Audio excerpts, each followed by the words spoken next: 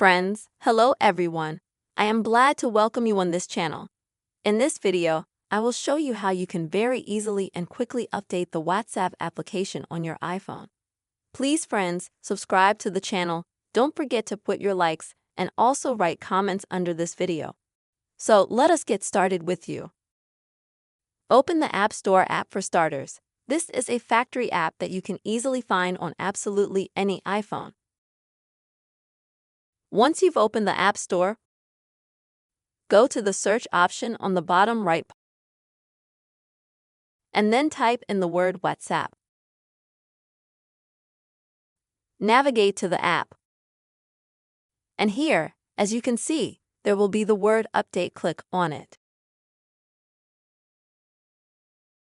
And as you can see, it will immediately start the process of updating this app.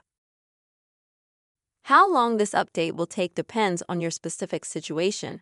As you can see, I have a pretty fast process because I have good internet and this application does not take up a lot of space. I have very little information there. But if you have hundreds of chat rooms, or you have not very stable internet or Wi-Fi, or if you're having a little bit of trouble with your iPhone, then it's gonna take a little bit of time, but the app will definitely update. And as you can see, once the update process is complete,